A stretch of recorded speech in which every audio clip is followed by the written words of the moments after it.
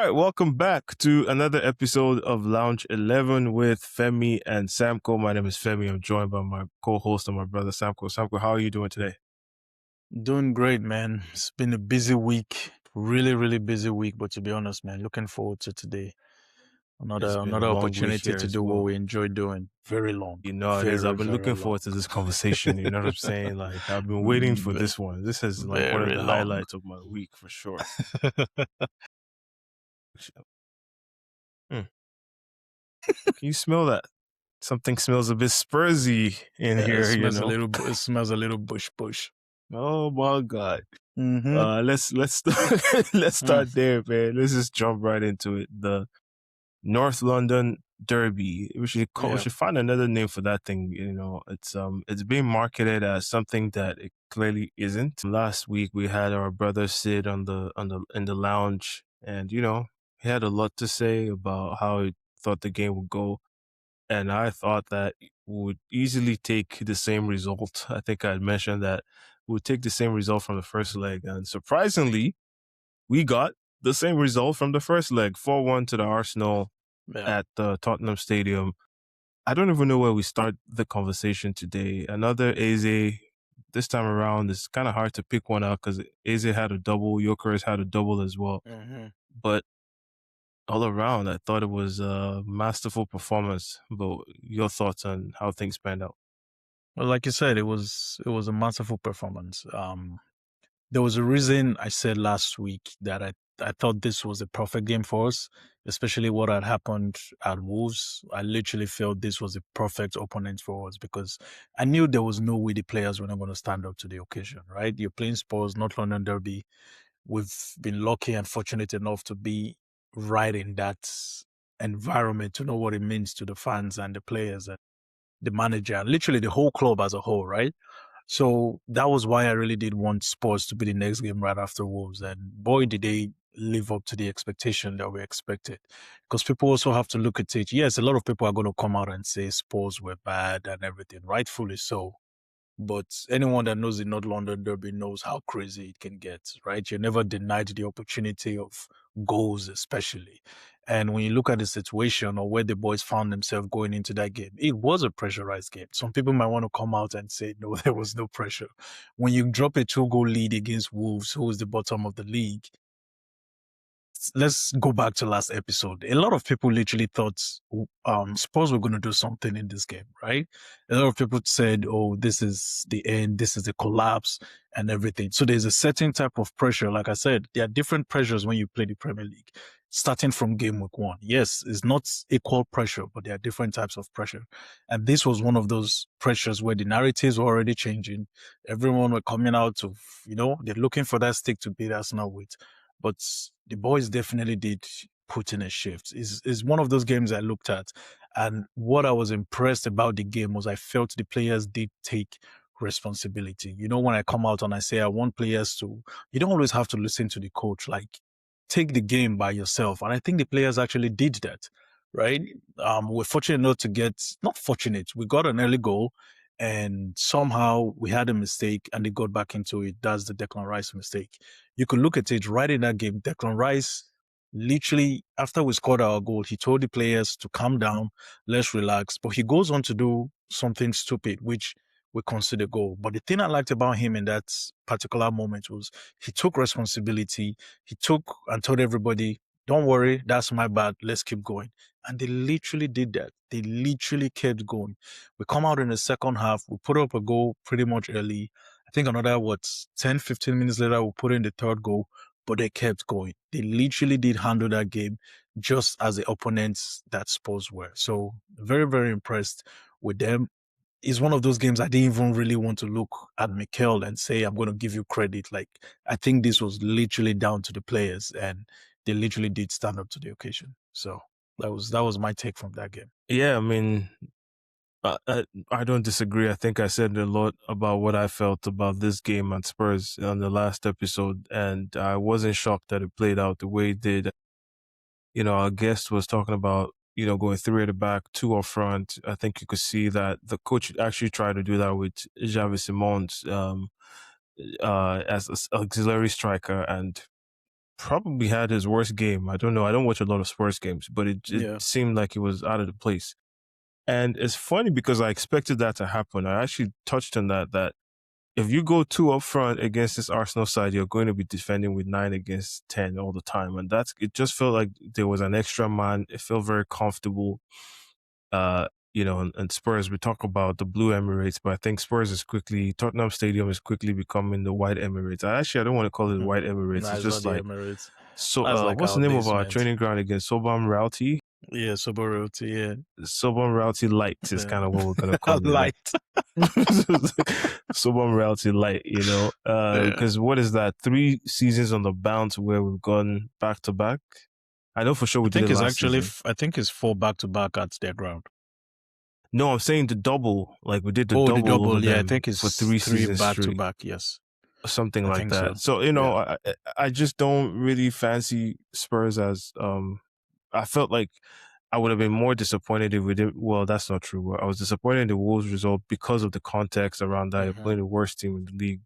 Yeah. Playing Spurs, that is 3 points that you should go be getting, especially in the circumstances that they find themselves. So nothing really shocking to me there.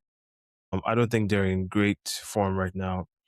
I was going to ask you about, from our banter call on Sunday, I'm sure you heard some people say that they put up a fight. I thought that was funny. I don't personally think that they put up much of a fight, but what were your thoughts on that?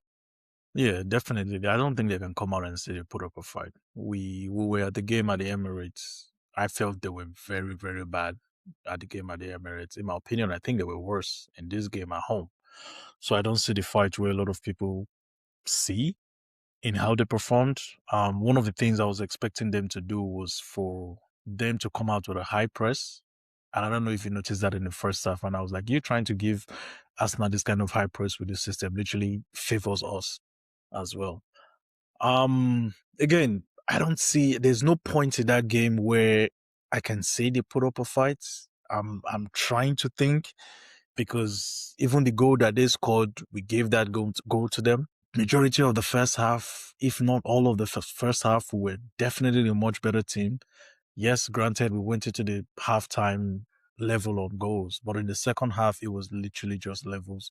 Even when he brought up the likes of Richarlison, who else did he bring? There was someone he brought on with Richarlison. I can't even remember, but it was Richarlison and someone else that he did. Okay, Solanke.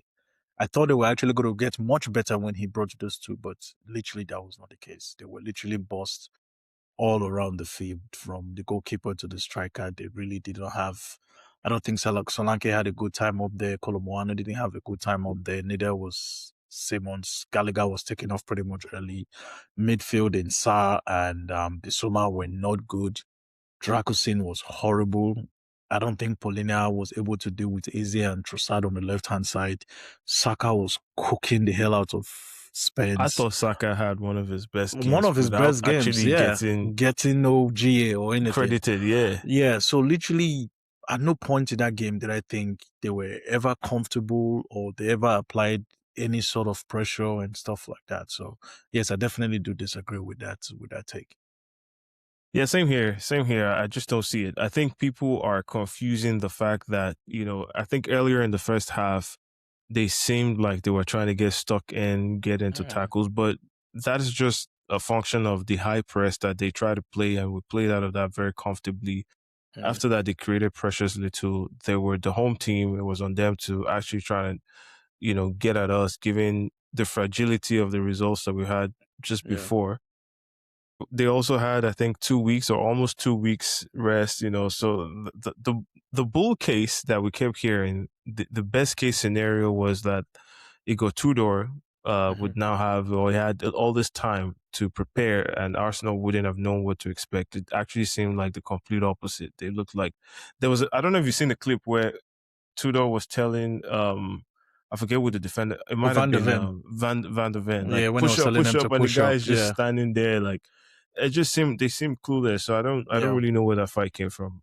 But if this is their version of a fight, then I want to fight them every week. That would be an interesting one. Yeah. A couple of things I wanted to bring up. At 2-1, this fixture could have taken a very different turn, right? Yeah. The goal that was ruled out, that's something we obviously have to comment on. Yeah. Gabriel, the push in the back, or what looked like a push in the back by, what's his name? Kolo Moani. That was ruled out. I thought it was soft. I'm not going to lie. I thought it was, I would like to see Gabriel cut that out of his game, but by the letter of the law, I guess you can see why it was given as a foul, but Yeah. that could have been different. So what are your thoughts on that? Yeah, I think the push wasn't, like you said, I think the push was soft and everything. And yes, Gabriel definitely has to cut that out of his game. But I'm sorry, that's a foul. It's a foul every day, right? When you have, people need to understand that he was literally off the floor already. When you have your two hands on someone's back who's literally just jumped, that is a foul because every slight touch is going to change their balance or affect their body movement, right? I've always been of that opinion when it happened against us with Newcastle. Even when Liverpool played Spurs, I know Ekitike had a goal like that. And I said literally the same thing. It's a foul. When you have two hands on someone's back when they have jumped, I believe that's a foul. And the ref was in a very clear position to see it. So I don't understand what the debate is. Yes, I agree it was light, but once you have two hands on someone's back who is already jumping up, I'm sorry, I can't. I think it's hard for you to not give that foul, regardless of how you look at it, right? Because then again, you can look at, I don't know if you recall Chelsea, I think it was Pedro who had Pedro two fouls with two hands on his back. Yes, he was pushed, but it's the same thing. This is even someone that against is on the Wolves, I ground think. against Wolves, and there was another game prior before that literally the same thing happened. And again, I stick with the same thing. Two hands on the back is a push, regardless of how you want to, because why are you having two hands on someone's back? It's a push. You already have that intent to push, and you push the player. That is a Right, foul. So, right. yeah. We'll leave that there, but let's just turning the attention back to Spurs. The conversation now is, could Spurs potentially get relegated? And obviously, you heard on our banter calls, some people think, too big to fail kind of situation. But right now, they're only a few points off the relegation zone.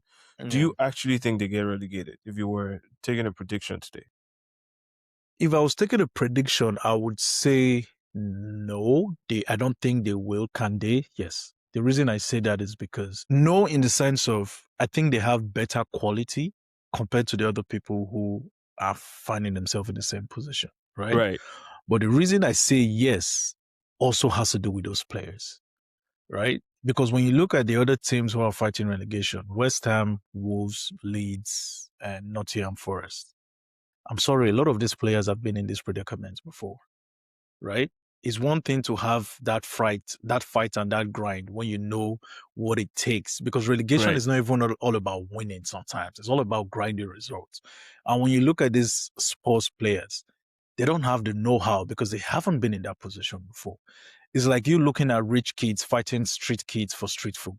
That's just literally how I say it. And in this case, Spurs are literally the rich kids, right? So it's a different type of mentality, right? Because Spurs have been in like a top four fight. So I would say they have that type of energy and that grind. They know what it takes to fight for top four. But that of relegation is totally different because every point now counts, right? And then they have the injuries. So if they relegate, would I be surprised? No, because again, it's a Premier League, right? Go look at their results and look at when we're having the same call. I went to look into the form table of all 20 teams in their last 5 to 8 games. Spurs were dead last. They were the worst. Yeah. Dead That's the form last. They of were the relegation team. 20th, yes. And that Yeah. is the form of a relegation team. So even the Wolves, who happen to be the worst team in the league right now, have a better form than you. It's no coincidence, right? If you're having that form, it tells you you're definitely where you are. Now you have to improve. You have to get better. Lucky for them, I think some players are coming back from injury. But if they go down, will I be surprised? No. And for the same reasons I have definitely brought up. What do you think? Because I know a lot of people actually think it's not possible, and I can't come out and say it's not. Everything is possible. So what do you think? Of course, of course. I also agree with you.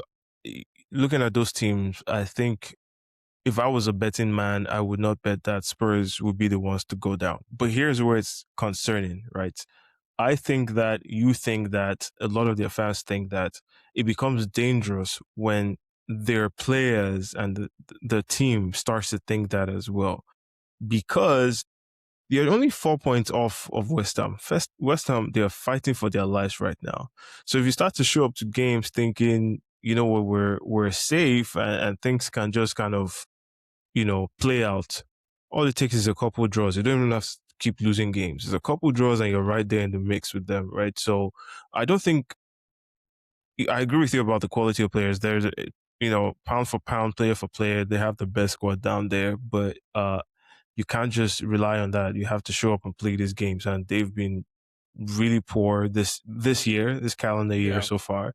And like you called out, the last 5 to 8 games or whatever, they've been the worst team in the league. So if that trend continues, I don't think we would be shocked either if they go down. So I don't think they're going down, but if they go down, it'll be good riddance in my mind. I think they have 29 points. I actually went to go take a look at how many points they finished with last season. They finished with about 38 points. You're 9 points away from where you finished last season. That's consistency. Okay, that's the point you're making. Yeah, that's consistency. That shows you that you're literally where you are. Outperform that. Exactly. You can definitely outperform that. But you also have to look at it like this is where you have been in over a year or about a year now. So the possibility of you going down is still there because you still have the same players. Mind you, you've definitely invested. Yes, you've had a lot of injuries, but this is just how the league goes, right? Mm-hmm. Like West Ham can get a freak result here or there. We saw they were very close to winning in Manchester United, but they ended up with 1 point. You yourself, you can come out and say you were very close to winning a Newcastle game or something, but guess what? You ended up losing that game. So that is 1 point compared to 0. You haven't really moved in like how many games? 3-4 games. You haven't really moved. You're having the Forest and West Ham picking up 1 or 2 points here, and they're definitely getting much closer to you. Now, ask yourself, if Spurs is playing West Ham tomorrow, can you put your money on Spurs winning that game with the way West Ham is playing? Can you put your money on them beating Forest? Exactly. Can you put your money on them beating Forest with the way Forest is playing? Would you put your money on them beating Leeds? I don't even know if they have to go to Leeds or if they're playing at their home ground. But even your home ground, where is meant to give you a little bit of comfort or a little bit of advantage, you actually have one of the worst forms at home in the entirety of this season. So there's a lot of things that can also go against them and some things that can go for them. So, right. Yeah. Well, let's see how that plays out with Spurs. I don't really have too much on the Spurs segment. I just want to shout out the guys on the Arsenal side. Before we move on, we talked about Eze getting a brace and Gyökeres getting a brace. Looks like he's coming into his own, Gyökeres. Even Eze, because he hasn't had a lot of opportunities lately. It looks like he enjoys scoring against Spurs. Specifically, just taking the time to speak on what you saw from both of those guys and what you expect to see moving forward for the rest of the season. Yeah, I've always been a big fan of using or playing to the strength of players, right? Like when you have a player like Eze, yes, Eze is a creative player, but if you remember going back to one of the first episodes we did, I said he's a player I look at as one of those maverick type of players. He's unpredictable, right? So when you try to have him in a rigid system, you're not getting the best out of him. He's someone that likes how to play direct. He's someone that likes to make use of spaces and everything. Likewise for Gyökeres. Gyökeres is a guy that wants the ball in front of him.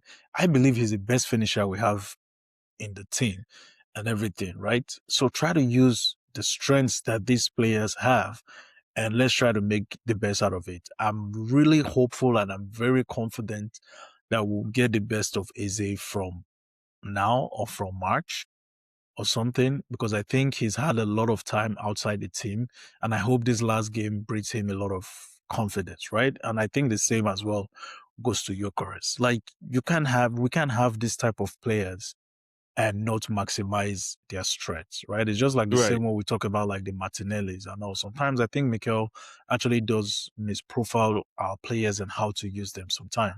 If you look at the press conference after the game, he said, I think I'm beginning to know how we use Eze or how we get the best use of Eze. I hope that is actually the case and him just not speaking out of speaking sake, because these players are talented players for a reason, right? We've seen what he did at the likes of Crystal Palace. Sometimes watching in England, like I said, he's one of those unpredictable players. I just want us to maximize and use them to their strengths. The way they played, I was really impressed. Let me take you back to the Gyökeres goal. Do you know what impressed me about the Gyökeres goal? It wasn't Which one of Gyökeres. them, man? There was two. Sorry, of them. the first one. It wasn't Gyökeres. It wasn't the finish. It was Timber. Timber, right? Yeah. I haven't seen Timber play that pass all season, because if you look at the position Timber was, most of those passes are either going to Odegaard or going to Saka. Down the line, yeah. Down the line.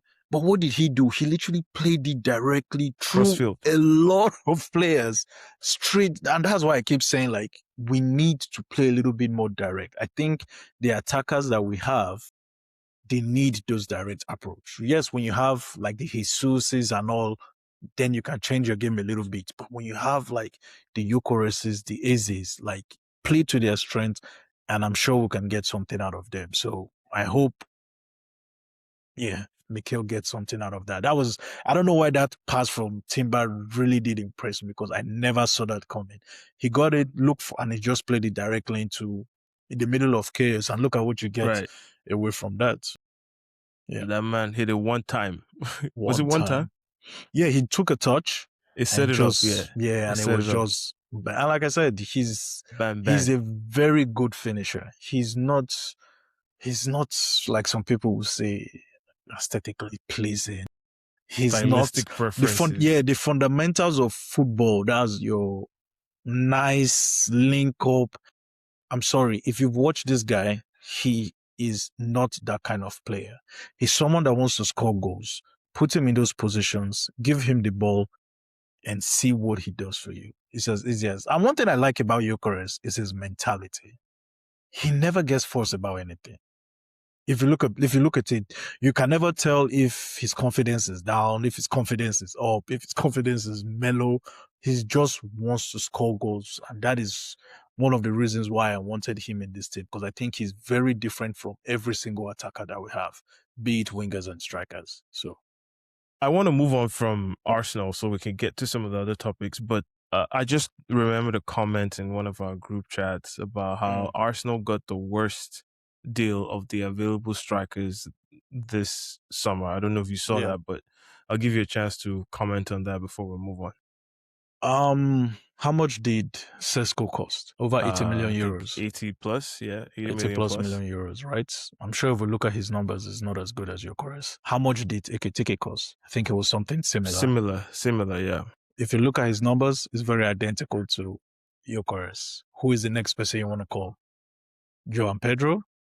Right. How much did it cost? About 60-something million euros, which is about the same as Gyökeres. If you look at the numbers, I'm sure it's also going to be pretty similar. So I think it's all about what you prefer and what you like. I'm a big fan of Sesko, for example, right? Like I've always said it, that I think he's one of those strikers that is going to bang in the next 2 or 3 years. But I just didn't want him at Arsenal. Why? Because of the same thing I just said. I think he's one of those strikers that are going to bang in the next 2 or 3 years. I like Ekitike. Why? I think of all the strikers I just called, I think he's the one that is most fundamentally sound when it comes to being an all-round footballer, right? I like that part of him. But of all the strikers that I've called, if I'm looking for a striker to bang me goals, I have the one that I want. Why? Because I can now judge them based on goals. And if I look across the spectrum on the numbers in terms of goals, he leaves all of them behind. And I'm not just talking about what he has done at Arsenal, right? I'm talking about right from when he was at Portugal. Some people will come out and say, oh, it's a Portuguese league, it's easy. Please tell me, why hasn't anyone done it? Why hasn't any other person in the entirety of the Portuguese league, why hasn't anybody dropped over 100 goals in 2 seasons? He knows where the net is. So I think it depends on your preference, right? If you come out and ask me about all of them, I can come out confidently and tell you as an all-round football player, I think a lot of them, if not all of them, are much better than Gyökeres, right? But as a striker, as a killer, I think he is much better than them. So it depends on what you're looking for. I'll leave it there. I don't have a Gyökeres agenda today in the numbers and the goals that he scored in the derby. So it's kind of hard. Like as you know, as you know, I'm not. I'm not gonna sit down here and act like I'm his biggest fan. But at the end of the day, like you said on the previous episode, he is an Arsenal player. So when he does well, we do well. And so far, he's doing really well. At least doing better than, his peers or whatever. Long may that continue is what I would say. Yeah. Let's turn our attention elsewhere. This week was kind of strange for me, and I'm sure you must have felt the same way. It's the first time in a long time that we sat through an entire week. I think December 3rd. Arsenal did not play. Yeah. That's crazy. I was watching, I was like, is this what it feels like as a United fan, these days? I was like, no game. Now I got to tune into all these other games. But one of the games we're all looking forward to, amongst a lot of others, was the Champions League game against Madrid and Benfica, just because of the backdrop of what had happened the first leg. You saw that UEFA had come out and given the player for Benfica, a supplementary ban or whatever they called it, right? So basically, just a ban before the ban. Before we're done, just take this one for now, right? Yeah. And in addition to that, Mourinho decided to exercise his right, and it was his right to avoid the media because he was suspended. And so we didn't get to hear from him, given all the backlash and things we heard the week before. We still don't know how this gets concluded, but what we do know is Benfica are out. Vinicius scored and it danced again. Good for him. But how do you think this has played out since the last time we spoke? In terms of Mourinho, like you said, he exercises right. I am kind of happy he did. And the reason I say I'm happy he did is because based on his last comments after the situation happened, I don't know what he's going to come out and say.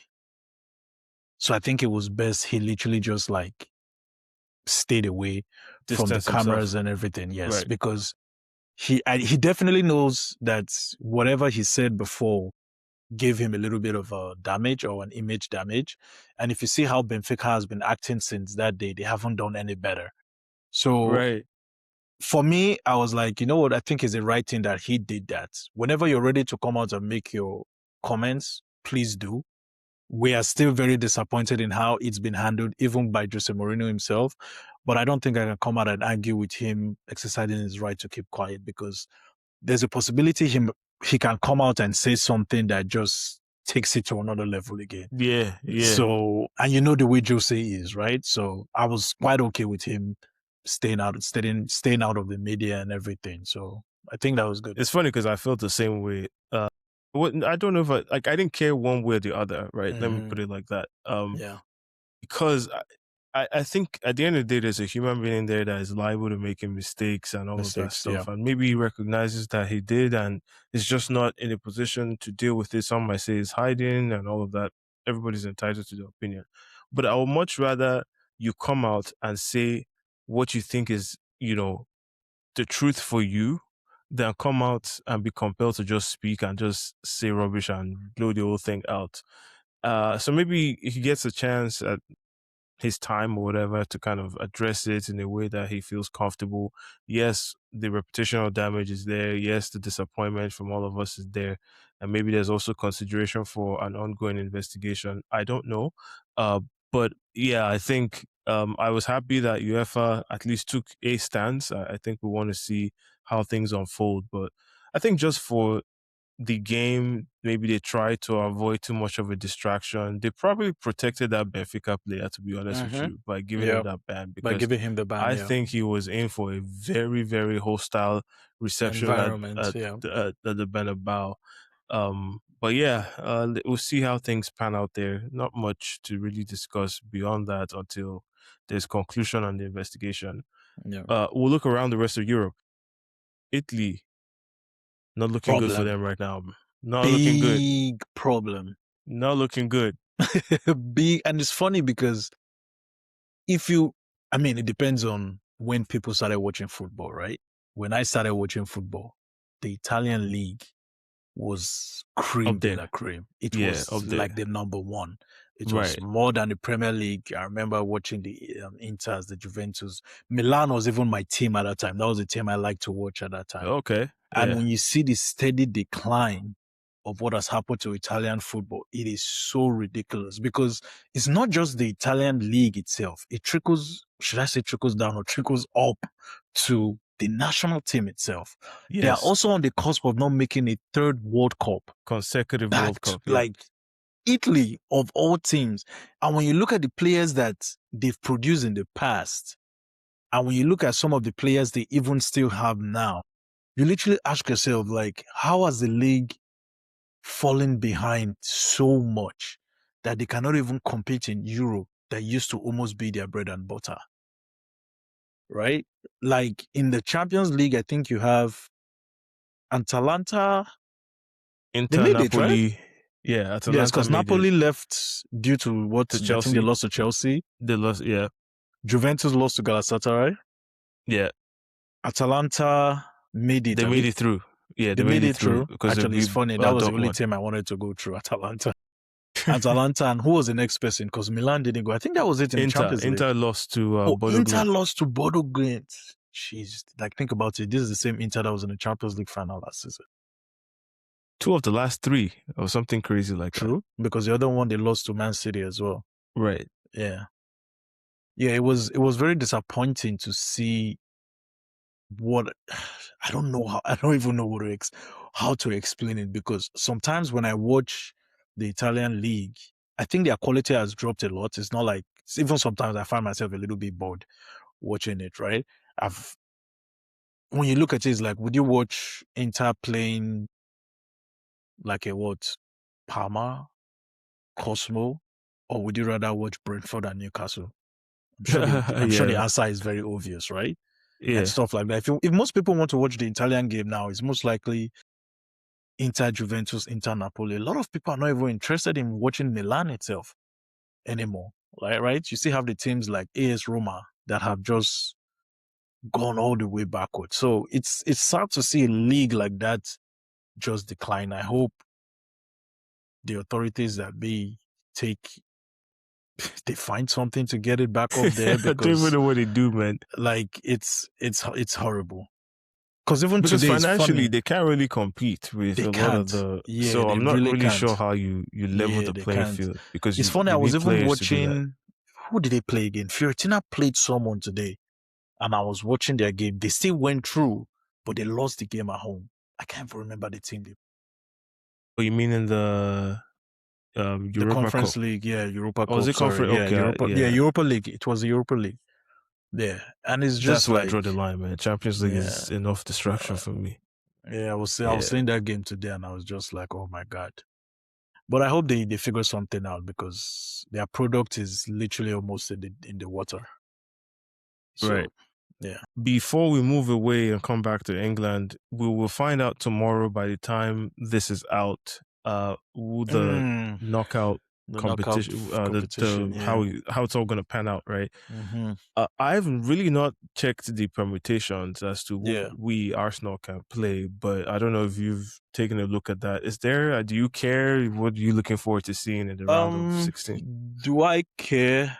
Right now, no, because our opponents are Atalanta or Leverkusen. One thing I like about both games, we don't have to travel far, so that is definitely good for us now. Do I have a preference? I think I might prefer Atalanta. But I think, like I said, I really don't care, right? It depends. I think what I'm looking out for is what arm of the draw we'll find ourselves, right? Because tomorrow we'll have the picture more clear. And you start asking yourself, okay, what other teams are on what side of the bracket, the same bracket, and stuff like that. Yeah. So, but right now, the only thing we know is we're either playing Atalanta or Leverkusen. The other good thing is we finished top of the table, so all our knockout phases, second leg is at the Emirates. Right. So we'll just wait till tomorrow. Yeah. You know, it's funny because I was watching Victor Osimhen's press conference after they had asked him, would you want to play? And I was so shocked that he actually answered that question. Did you see that? I didn't see that part. No. Who did he say? he said he would prefer to avoid Liverpool, like basically implying he doesn't mind playing Oh, Spurs because he because will I play think Spurs. Yeah, those Atletico are Madrid their or Galatasaray play Spurs yeah or Liverpool. I mean, fair enough. How many yeah people, especially when you just come out the knockout phase, how many people want to go to Anfield? yeah. That no, I get it. It was Yeah, just when you hear a player actually openly admit that, it's just kind of yeah, funny, But yeah. yeah. All right, let's come back to England. Well, we have to acknowledge the fact that there are all six teams made it to the knockout stages. So congrats to the English teams. But coming back to the league for a second, I'm going to start with Chelsea. Chelsea drew at home to, was it Burnley? Burnley. That Yeah, result wasn't good for them. Because if you look at the run of fixtures that they have coming up, that yeah. was probably the easiest one. I don't have it open in front of me, but I know that coming up they have some tough games, and they're in a close battle with United and Liverpool And now Liverpool. Yeah. for that top four. Did you see that game? I didn't see the game. I Yes. didn't see the result, but Yeah, yeah, I saw just the second half, and I think Chelsea, based on the highlights, I think they started this first half well. I didn't really watch that, but the second half, they were, I don't know how to put it because it looks like they got a little comfortable with a 1-0 lead. they played out to the level. Yeah, kinda. I think that's what they did. And long and behold, what happened? Burnley gets a 1-man advantage up and all hell just broke Yes, loose. yes, there was Yeah. a red card in that There game. was a Yeah, red card, and then Burnley just kept pushing and pushing. You know what's funny? That game could have actually ended 2-1 to Burnley. Even after they scored the first set piece, there was another set piece that literally that just would have went been good for right the over the banter. bar. Like it literally just went right over the bar. They easily could have lost that game. And it's funny because their last two games were at home and they played Leeds and Burnley and they drew both games from also a winning position. And now they go into their crazy schedule. I think their next two games are away, Aston Villa and Arsenal in the space of 3-4 days. But when you look at it, Chelsea have not been the greatest at home. I think they've had majority or better of their points away. So it's going to be interesting to see how Chelsea go through this because if there's one thing I've noticed about Chelsea, you see a lot of these big games. I'm not saying they're going to win it, but some of these where you see those performances and then they are definitely going to sneak a weird result here or there. But Right. sometimes you also have to try and make your job a little bit easy. When you have Leeds and Burnley at home, two of which are really fighting relegation, those 6 points were definitely needed, but you've ended up with two against four. What happens in the situation where you go to the Emirates, you go to Villa Park and you come out with zero? Manchester United is already 3 points ahead of you. If they win their next two games, they are 9 points ahead of you, all in the space of 4 days. So they definitely have themselves in a very tight situation because they're still involved in the FA Cup, they're still involved in the Champions League, and we all know how crazy the schedule is in the Premier League. So there's a lot of work for them to do.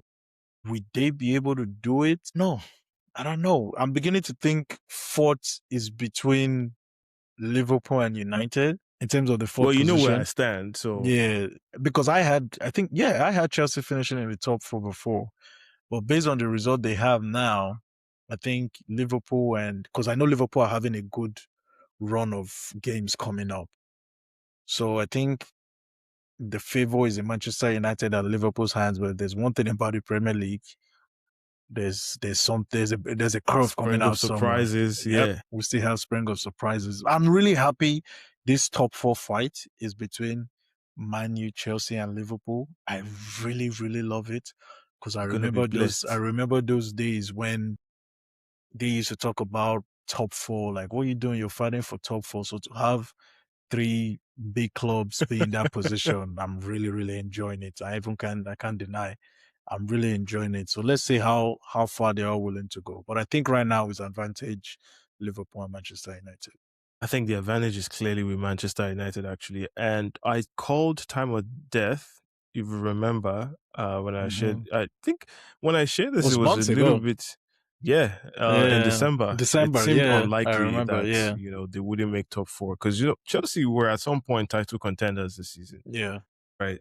Top two, top three, at least before the Arsenal game, they were there or thereabouts. The 1-1 win at the Blue Emirates. And I don't know, I just kind of saw something that they weren't going to do this top four thing, and I'm even more um I'm a lot more convicted in my thoughts today because like United have a lot going for them in their favor right now, playing once a week. They seem to be in a good bounce, good spirits, whatever the case might be. They found their groove. Villa might stumble out, who knows? But That's the people I really do not trust. yes, yes. So that will Yeah. be the case Mm. for Chelsea making it, I think. Because if I had to pick between Liverpool and Chelsea right now, given the run of games coming up, I'm putting my money I'll on pick Liverpool. Liverpool. Yeah. So that puts Chelsea out of it. So I think they're in a really, really precarious situation, especially with the fact that it came out today that they've recorded the highest pre-tax loss or whatever, however it was reported. Is it football history or I English think league so. history? English history, I think. No, actually, I Crazy. think it's football history. I think So it was what? football history. Yeah. I don't want us to spend too much time on this segment because there's quite a few things to talk about. But how do we put this blue coast strategy in perspective, given everything we've seen now? I mean, a few of us have always come out to say the way these guys are running this club is not, I don't Yep, think is something feasible or something that is going to yield what the Chelsea fans are expecting. I think that's what a lot of people need to understand, right? Some of us are going to look at it from outside and say, okay, this is what they're trying to do. They just want to flip players. Are they really in for the competition itself, or are they there to just sustain the clubs financially and stuff like that? So I think time will definitely tell. But again, these numbers are going to keep coming out, and you're going to keep seeing with the money they're spending, a lot of them come out and feel because they sell a lot, it means it's going a long way. If it's going a long way, I don't think what was announced today will be announced with the numbers that are coming out, right. right? So again, like I said, I don't think the model or what Blue Co are trying to do, I don't think is something feasible in a competitive manner. I think it's more of a financial side that they have been looking at. So it's interesting to see how they go. But I just want to take it back to when we're talking about the top four, because I was just thinking, I think all three teams still have to play themselves, right?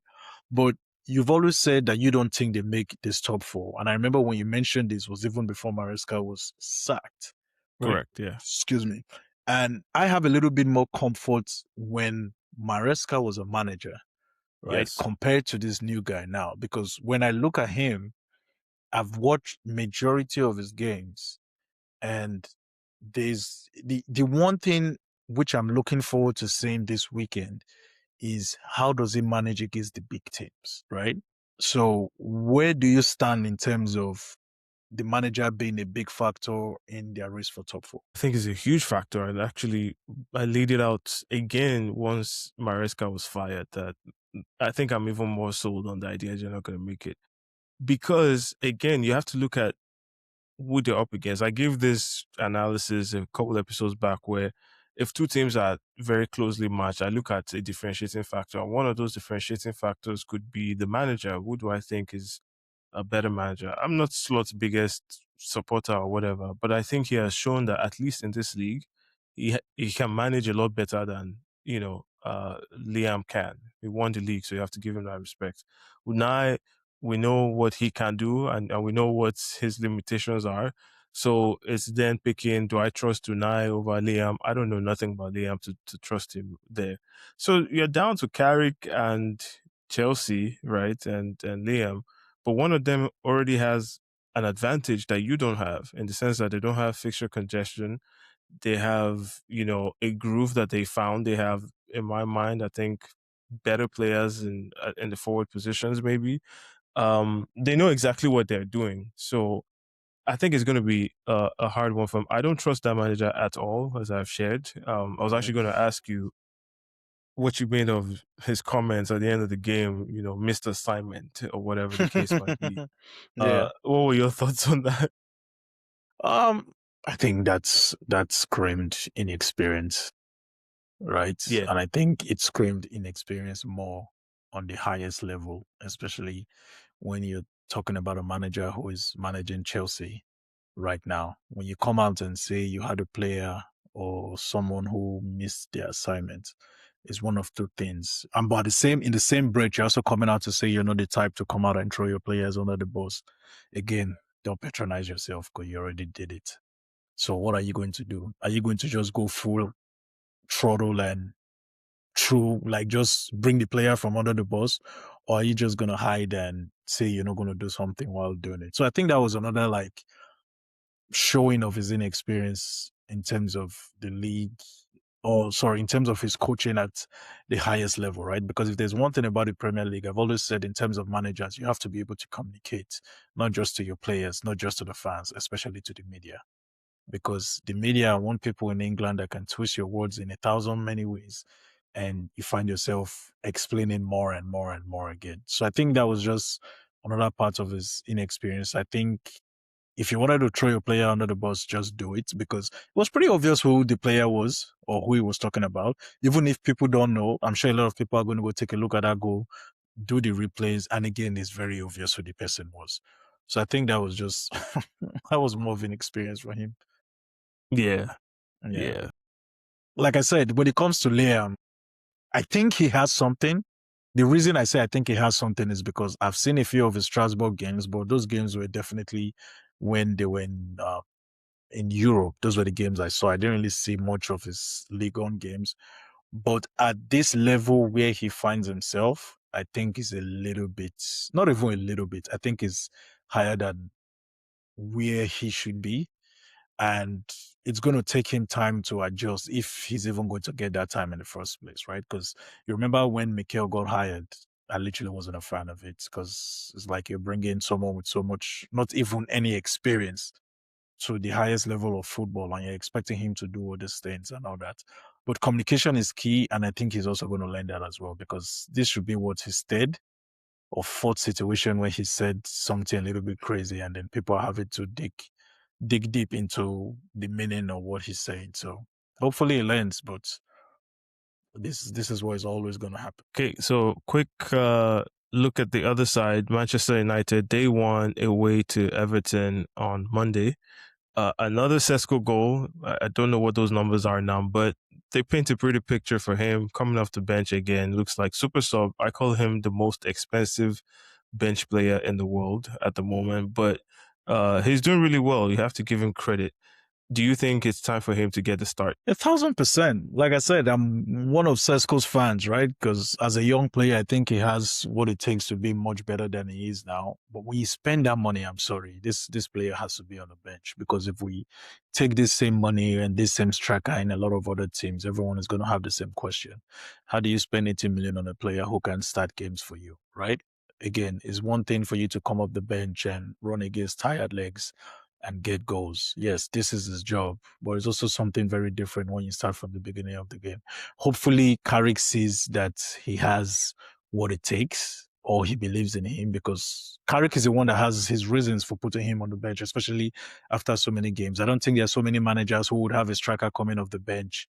I think it's 3 in 4 or maybe 3 in 5 games he's come off and he's scored, and he's still not starting the game, which is a little bit weird. I'm a fan of Ahmad, but I think Ahmad hasn't really been the best. I didn't watch the Everton game, so I don't know how he performed.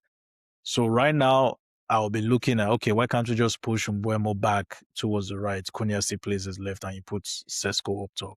So it's going to also be interesting to see how this goes. But for that money, he has to be on the pitch. And especially for a young striker who is adapting to the league as well, he definitely has to get involved. But then again, kudos to him. How many goals does he have now? 6, 7. In terms of goals, interesting. Yeah, 7 goals actually. 7 goals. Oh, okay. Not too bad. Not too bad. Let's turn our attention to Liverpool. They played as well. They needed a really late goal. Who did they play?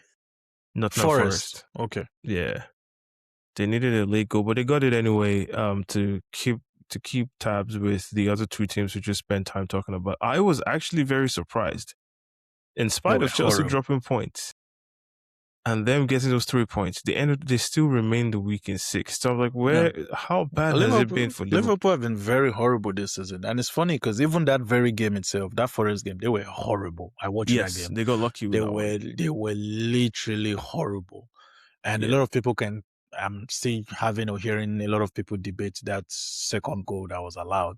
but they've actually been horrible. And like you said, when you look at the results, they get a 3 points win, Chelsea draw points, yes, Manchester United won. But even before Manchester United won, I think Manchester United was still ahead. I don't know Yes. if it was on goal difference or something. But it's definitely a story I think a lot of people don't talk about, how poor and how bad Liverpool have been this season, especially when you know that they won the league. Everyone expected them to compete for the league. I had them one of my favorites for the league, if not my favorite for the league. And when you look at the table, look at the money they've spent, look at their performances, look at where they are, it's funny a lot of people haven't spoken much more about them. So I don't understand it. I don't get it. Yes, I've called them the media darlings before, but if we all want to evaluate this football or this game that we call football, I think we'll have to keep a level playing field and say they've been very horrible. So I'm not surprised at the result. But now they have a few run of good games. So let's see how they measure up. Yeah, it's funny you talk about the squad and all of that because I saw some comments. I actually didn't read the whole thing because when Slot talks these days, I just feel like he's complaining. But I think it was something along the lines of spending 450 but only able to use But don't worry, 200. I have the quote in front of me. I can Okay, so yeah, that please. yes. So definitely he had an interview sometime this week, but I think he came out today. So this is what he said. He said, from the 450 million euros that we've spent, I have only been able to use 250 million. Alexander Isak has never been fit so far. Giovanni Leone is rolled out for the entire season. Frimpong has had only 5 to 6 games that he's impacted. We bought his second goalkeeper for 35 million euros, Mamadashvili, who barely plays. So we haven't even used 250 million of the 450 million that we spent, while our rivals have spent 200 million, 300 million, 400 million in adding players to their squad instead of replacing. That's what he said. Thoughts? Yes. He included the goalkeeper. He included the goalkeeper. That was crazy, actually. Saying we bought his second goalkeeper for 35 million who barely plays. Whose fault is that? Or who makes that decision? This guy is deluded, man. I'm sorry. So what are your thoughts? I'm sorry. I'm actually sorry. I think, we have to, our producers of this show, wherever they are, man, we need multicam because this is where you say, oh, which one is my camera? Which one is my, which one is my camera? Unfortunately, there's only one camera. So, I think if you're a Liverpool fan, you have to be utterly embarrassed by a lot of the things that Slot has come out. Not just this one that you just read out to me, but through the course of the season, it has been one excuse after the other. And what is important to say is that this team, under this manager, has been by far, in my recollection, the worst defending champions I've ever seen since I started watching Premier League. There's only a couple that come to mind that are even close, right? Leicester, they had an improbable run to become champions. So, of course, consequently, they were always going to be an improbable defending champion. Chelsea, I think under Mourinho, the third season that it was let go. I don't remember what the point, whatever was. But you know what? Two of those teams did not have. They did not have money. 450 million pounds or euros or whatever to spend. This has I don't been, know why yes, he's even exactly. saying I don't know where he's it's getting the pounds. euros from. Yeah. They did not have 450 million pounds to spend to strengthen a recently crowned champion. Right. So the idea that, oh, you spend 450, but you only spend 250 is just a bunch of, you guys know what it is. It's a bunch of rubbish. We said they spent 450 and we've not been able to, have only been able to use 200. Complete misappropriation of funds. And I want him and his fans and the people that are drinking that Kool-Aid to take responsibility for that. It is no fault of anybody else because I keep hearing that, oh, they lost players or whatever. Well, here's what happened. Here's the fact of the matter, right? Yes, of course, you lost players, but here's what you've done. In your midfield, right, you exchanged Harvey Elliott for the most expensive midfielder we've ever seen in the history of football in Florian Wirtz, right? On your attacking side, you exchanged Darwin Núñez, right, for the most expensive striker we've ever seen in the history of football in Alexander Isak. Now, of course, granted, he has missed pretty much the entire season, but he played 13 league games or whatever it has been this season. No, he has played 16 games for them across all competitions. Didn't deliver, right? In your forward positions, you exchange, what's his name? Diaz for Ekitike, right? Who people have as potential signing of the season and media darling, can do no wrong, but somehow scored less goals than Gyökeres or whatever the case might be. And then you look across the rest of this guy talking about a goalkeeper. Are you kidding me? Like, Alisson was always going to play most of the competitive games. So what are you really referring to here? Okay, Trent wasn't sold, just didn't renew the contract. So you knew that was going to happen, right? And guess what you did? You went and bought Frimpong, right? One of the best right backs from the German league, from the defending champions the season before. You sold Timikas, or you let Timikas go, whatever the situation is there. That is your backup left back for all intents and purposes. What did you do? Mm-hmm. You exchanged that guy for the best left back, team of the year left back from the previous season. So this excuse is actually rubbish. I think fans really need to hold this guy a lot more accountable, because here are the guys that are still there. You still have Salah, you still have Gakpo, you still have Szoboszlai, you still have McAllister, you still have Van Dijk, you still have your Konate, even Robertson is still there as a bench player for them now, right? Like, so the core of that team is still there. And so that is not an excuse for you to misappropriate £450 million only to end up in a position where you have a worse goal difference than Manchester United and Chelsea.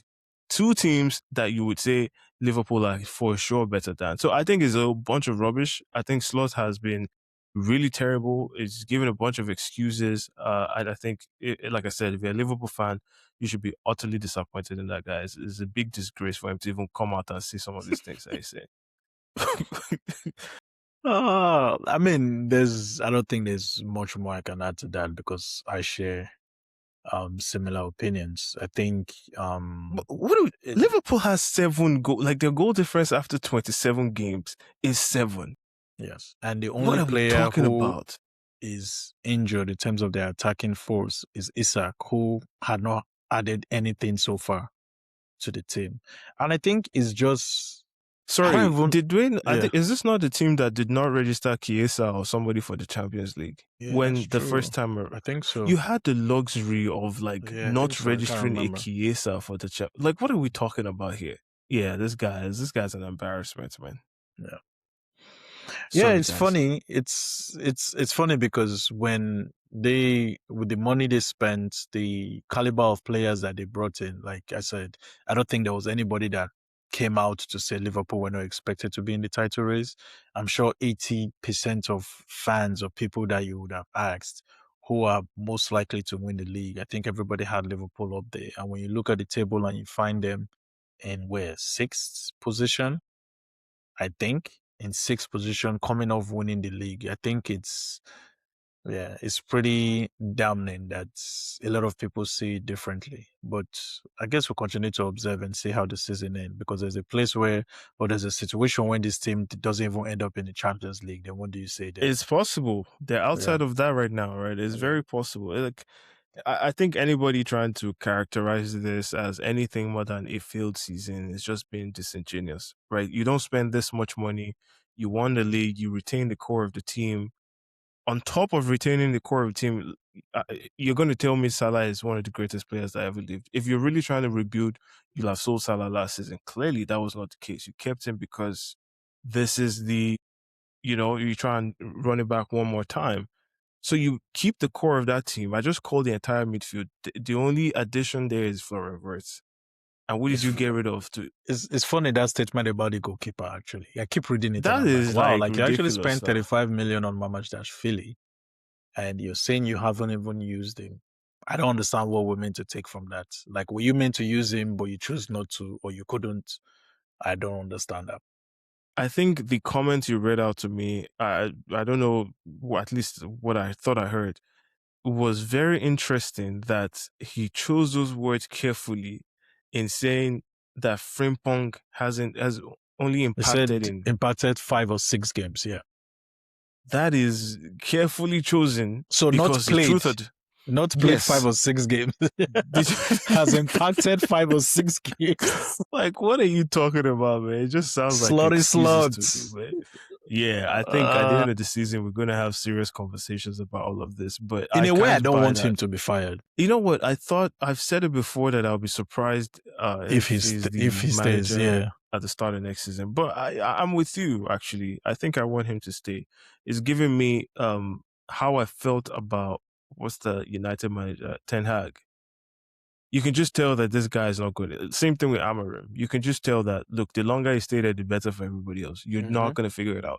Yeah. The more you spend time arguing about, the set piece differential, the long balls, what you don't have in a 38 game grueling season where you're also expected to compete across 4 different competitions. If you spend too much time focusing on all the externalities that you cannot really control, then it tells me you're not really ready for this job. It's kind of crazy saying that because he's the defending champion.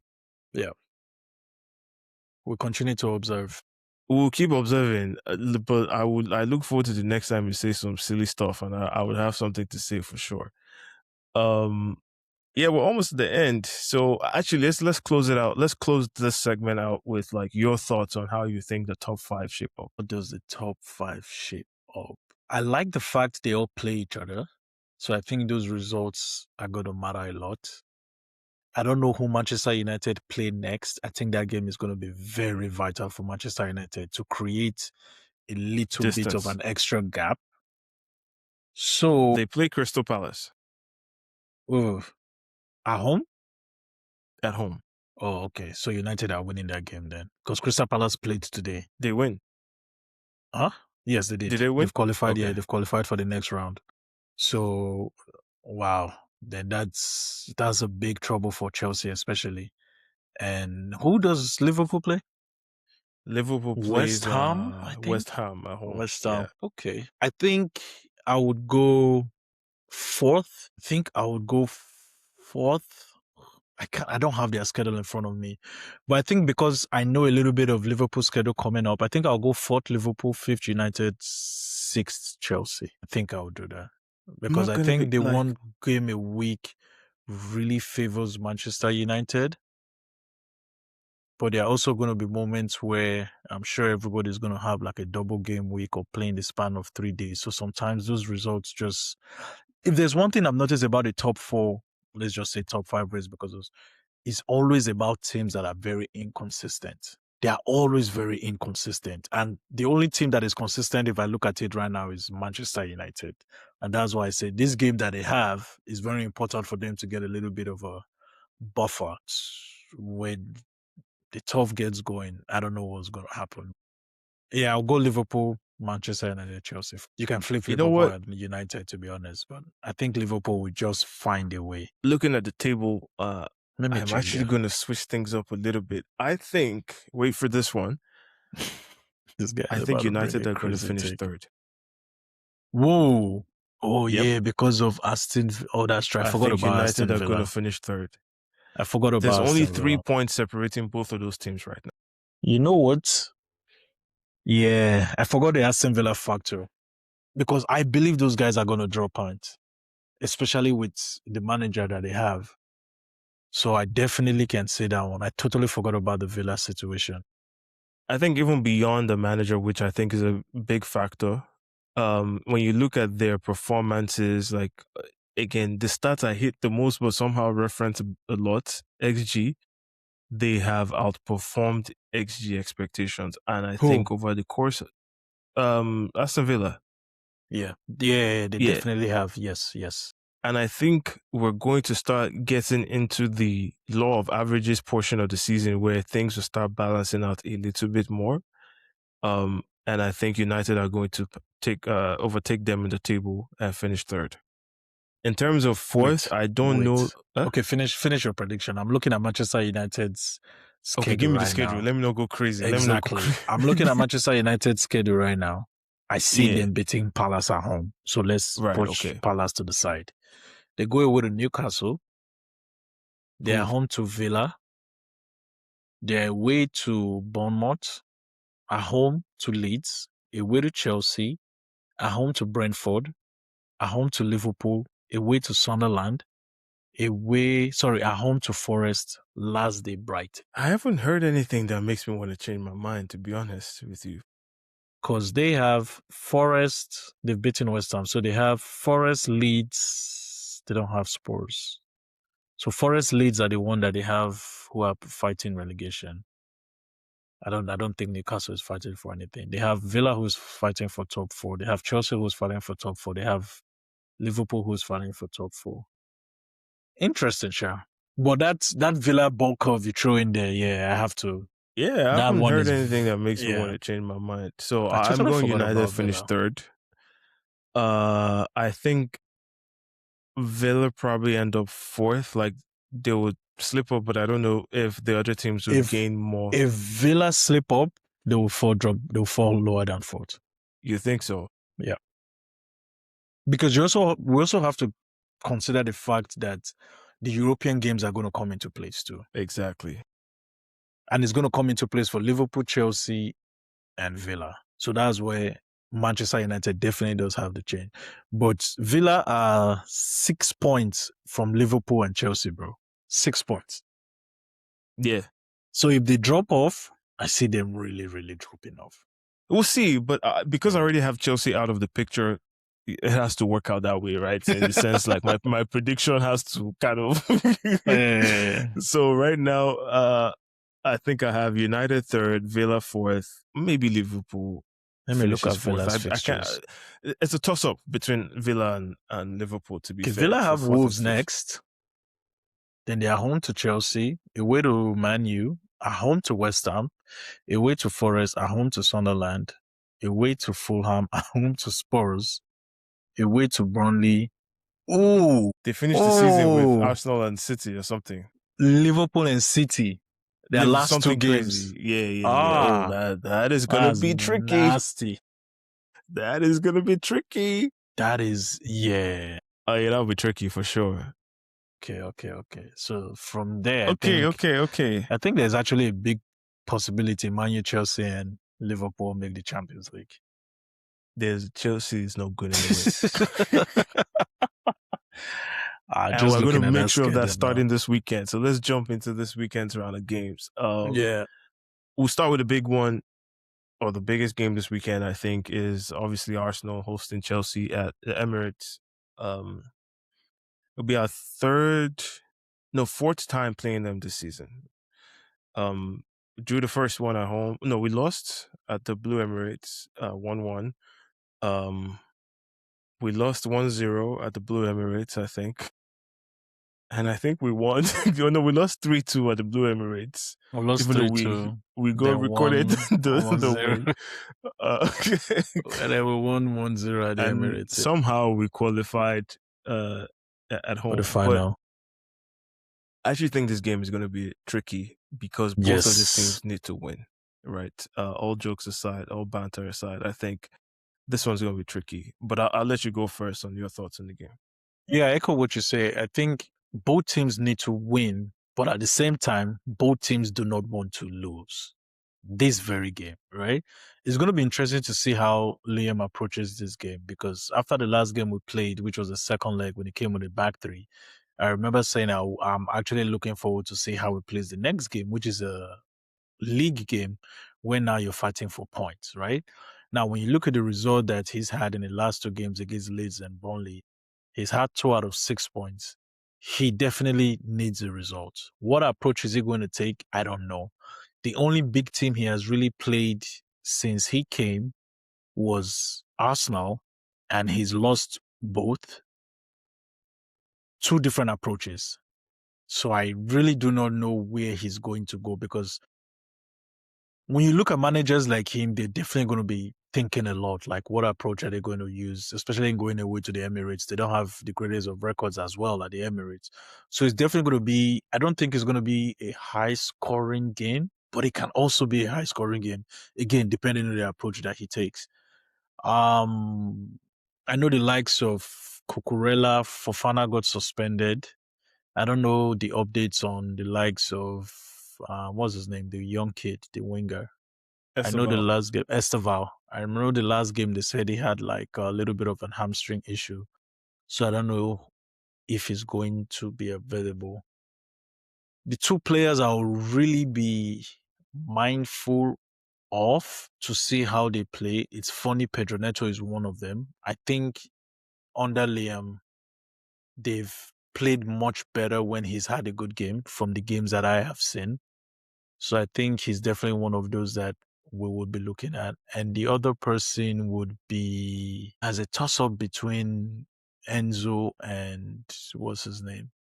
Pedro. But a lot of the times, Pedro and Gabriel, it's never really been like a troubled situation. So I think Pedro Neto, actually, let me just name all three of them. Pedro Neto, Enzo, and João Pedro. João Pedro. Yeah. I think those are the guys we'll be looking to see how they play. But it's definitely going to be a tight game, especially the first 45 minutes, except you have some ridiculous set piece or something that just maybe change the course of the game. Speaking of set piece, do you realize we haven't scored set piece in like That hurts, man. I can't even remember the last set piece we scored. Yeah, that hurts. Yeah, sure. Well, what are your thoughts on this game? But I'm I expecting think a it'll be win, by the tight. way. Sorry. Oh yeah, that we Yeah. can register that part as my Yeah. contribution in terms of outcome. I think it'll be a win, but I think it'll be difficult. For the reasons that I shared earlier, both of these teams need to win. The draw isn't good enough for any of them. And so I think that would play into how they both approach the game. We approached every game to win anyway, and we're at home, so the onus is on us to try and press and get something out of it. So I think, we have to be cautious at the back as well. But yeah, I don't think it'll be as cagey in the first 45 minutes, actually. I think, we're going to get on top of them. They're going to be nervous at the Emirates. No, not us. I'm looking at it from their end. I don't know why I have a feeling we might see a similar approach to how he did the second leg of the Carabao game, the first half. So here's the thing. My thoughts on Arsenal playing against a back three, I think I share them against when I talked about Spurs. Now, granted, Chelsea, I think, are a much better team than Spurs, to be fair. Stylistically, not even stylistically, structurally, it presents a lot of opportunities for Arsenal to exploit. And we saw that in the Spurs game. The Chelsea game, I don't think is an indication whatsoever in how we would approach it, because we actually didn't need to do anything, and it played out that way. It's like there were no forward runs at any point. It was recycling the ball. I don't think you're going to see that version of Arsenal not trying to go for the game. We didn't have to go for the game in the second leg, so the risk reward was measured to that approach, where it's like, you know what, there's no point taking any risk. If you don't want to come play us, we're not going to do anything. And so that's why it looked like the first time. This time around is going to be very different. We have to get a result. We have to make it uneasy for them. Otherwise, it gets uneasy for us at home. The fans could start to get testy. We've seen that before. So I don't think it will be anything like the second leg of that game. I think Mikel is going to, you can bank this right now. It's going to say, I know I can even give you his press conference. Come ready by 8 o'clock or whatever time the game is. Come ready by 8 o'clock. We're going to need you. We're going to do this, create an atmosphere, because I think he recognizes that is what it's going to take, right? Against this team. They're a good team and they have a lot of good players who can hurt you if you're not ready to play. So how do you approach this particular game, considering the fact we had our first week off in terms of players? Do you keep the same team that we played against Spurs? What would you like to see, or what would you like changed, or do you just keep things the same? I want to see Calafiori get involved, because as you know, I'm a big Calafiori fan, right? But it's kind of hard to good. Exactly. It's hard to take Nkapie off given the run of games that he's had. I just think we create more dynamism with Calafiori when he's in. I think the week off maybe is good for Timber, because Timber has been one of the high usage players on our team. Also good for Zubimendi, who was also one of the high usage players. I think you and I have talked about games where Zubimendi and Rice don't need to play. This is one of those games where Zubimendi and Rice he needs to play. Yeah. So I think they play the back four again. The center back pairing picks itself. The goalkeeper picks itself. Forward line, I want to see Saka obviously, and Gyökeres, I think he has earned the right to be up front. The left is where it gets interesting. I don't know why I get this sneaky feeling that Eze might start on the left. I don't know where So I get who the plays sneaky the feeling 10? from. Odegaard might be back, or Havertz might be back. I think this guy is going to try and squeeze all of his best players in there. I If actually it think depends on Odegaard what's that. is. I was going to say I think Odegaard starts. The only reason I'm going with I see Odegaard starting is because of how he leads the press, and it will be interesting to see how Mikel will want to press Chelsea. From the top, But from exactly, the but first minute, they're pressing. this is one of those games that I'm looking at Mikel is. I don't know how you do it, but I want Eze in that line. That's why I'm saying I won't be Yeah. surprised if I see him on the And left. like you said, I won't be surprised because we haven't seen him on the left since what, Aston Villa. September? Yeah. No, did he even play the left in that game? I don't think he did. No, Or did not he? Aston Villa at the Emirates. The first where he didn't track The one he didn't. Yeah, that was December actually. Cash or whoever it Yeah, was that on was the other side. December, early December, I think. Oh yeah, but I knew it was yeah. Aston Villa for sure. Aston Villa No. away. He didn't track that guy and it was hooked. Yeah, Cash. Yeah. Yeah. But I won't be surprised. I think getting him into the game or into the team will be just reward for how well he has played in his like Wigan and then Wigan Pro Max last week. Let's see, before we jump off, what other games? I think we have to talk about our, closest rivals, Leeds and Man City. Leeds are at home to Man City. What are your thoughts? It's definitely going to be a tough game. I know they have their whole Manchester and Leeds rivalry that usually goes on, especially with that of Manchester United. But I think Man City are going to have a little bit too much for Leeds in this game. But I think the second half is going to be very telling how that game ends. Because if you look back, that is one problem Manchester City have had this season. And if you go back to the game against Newcastle, they literally if Newcastle had much better quality players, I'm sure that game could have had a different end to the story. But I think Manchester City wins this game, but it's definitely going to be much tougher than what they had against Newcastle, especially for the fact Leeds are away. But you just never know what Leeds are going to turn up because when we went there, I expected a much tougher game, man. But under the lights, yeah, it's going to be a tough game for City. But I'll go with the City win. Okay. Hold on one second. I just put on my hater hat. I agree with everything you just said. Man City are the better team in better form with better players, better manager and everything. I'm going with a Leeds. Well, I'm going with a tie. Yeah. I am going with a tie. It's not going to be a goalless tie. I think Man City are going to score. And that's going to be my prediction from now to the end of the season for Man City. Yeah. As far as the league is concerned.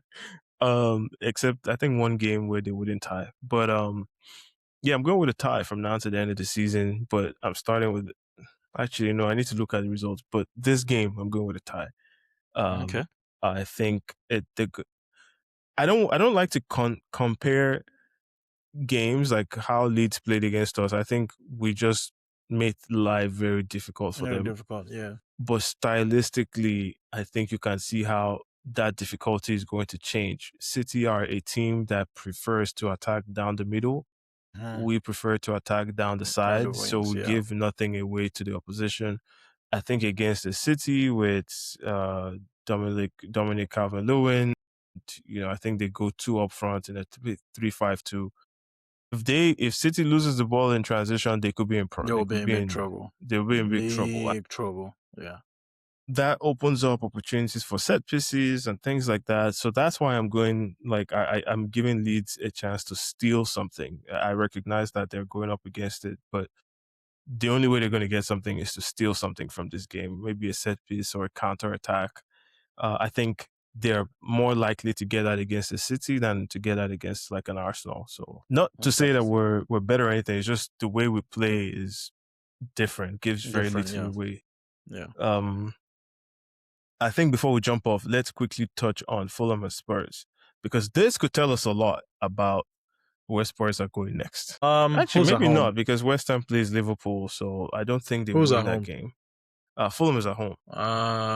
Yeah, I'll be going with a Fulham win. Same here. I think the I'm way never Fulham gonna. attack, they make use of their wings as well, very very well. Spurs, they didn't give me anything on the weekend to go off. There was no bounce, nothing was bouncing. I have no report card for Spurs going into that game, right? And I think if I remember correctly, I think Fulham won their last game at They Sunderland. did. Yeah. They did. Yeah. So, yeah, this is just based on what I've seen in the last few weeks. So I'll be going with Fulham for that. Yeah, I think that brings us to the. I don't know if we touched on No, United Crystal. we have a few games Tuesday and Wednesday. Oh, it's a double week. Basically, kind of a double week. Yeah. Ooh, I didn't know that. Yeah. Aston Villa play Chelsea on Wednesday. We go to Oh, Brighton, Man City, Forest, Newcastle, United, all on the same day. whoa! I don't like this one. This is why those 3 points are important, because now Yeah. everyone plays in three. So remember when I said when you play 3-4 days, Things those can points change can very. always be tricky. Oh, even the Newcastle United one is. Newcastle It's United one is crazy. coming very. Who Newcastle play who this weekend? I didn't even check that Let part. me check. They play Everton at home. That should be Oh, snacks. so they have 2 games at home. Things can change. Things can change quickly. What are your thoughts on us going to Brighton? Oh man, Brighton is actually a team that I don't like playing. I actually do. I don't know why. I don't just know. don't I like think their playing them. style just suits the way we've played in the last 2-3 years. Yeah, but I don't even know what the head-to-head has been with this guy, but it just seems difficult, man. It just seems, especially at the check. Amex Stadium. Let me check. At the Amex Stadium, man, that's gonna be a tough one. It's going to be a tough one, but I know if there's one team I'm not crazy about playing anymore. I know before I didn't used to like playing Brighton, but the way they play under this new manager, it's literally always suited us every single I'll say time. this though, they always give you something. Yeah. At the back, they always give you something. There's always a defensive liability somewhere or whatever. So I just don't like playing away. You can Like preview this the other time of games. year. Let me look for it. Let me look for our last few Yeah. I results with mean, them. there's nothing really here for me to talk about. I Man think City play who? someone they're probably gonna at home they're going to beat Forest. Sorry, so that's one of the games where I'm not even Forest, gonna okay. waste my. I'm not wasting Yeah, my they'll beat time. Forest. They're Yeah. gonna beat Forest, They'll man. hammer Forest. Newcastle United versus Manchester United. That would be a good one. That'll be a good one. Newcastle are beginning to get all their players back as well.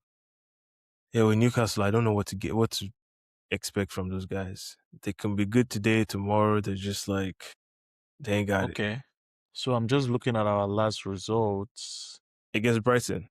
Yeah. So away, January 2025, we drew 1-1.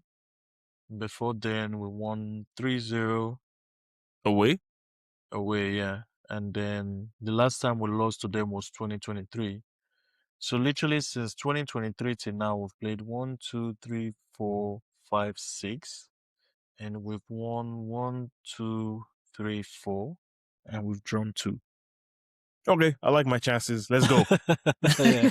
Because I know since this new guy came in, the way they play has actually been It's open. Yeah, it's more open.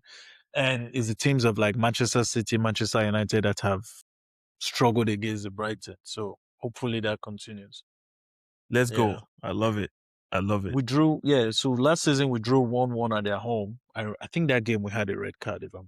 I remember the one at the Emirates we had a red card. Pedro. Yeah, Pedro. Yeah, so both games we had a red card. Okay, so you know what I think is interesting? I don't think we've gotten a red card at all this season.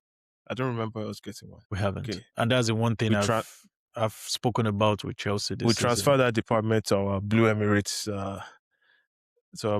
side of the business. Okay, I think we touched on quite a bit. It's an hour and a half into the recording. But yeah, man, looking forward to the weekend set of games. Looking forward to the Champions League draw tomorrow, so we can see the teams that we play, all the English teams, and what side of the draw we're on.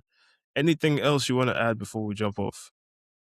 No, not much. Just the usual shout out to like the viewers, the listeners. We appreciate you guys. Please continue to show your support, subscribe, like, and just share with family, with friends, and that's all. That's literally all we're looking for. You guys are the reason we keep doing this and keep pushing us to do this. So, love for the love. And we'll leave it right there. Thanks, man. See you next time. I'm All sure right, see you we'll be next in week. touch for sure. Yep. Yeah.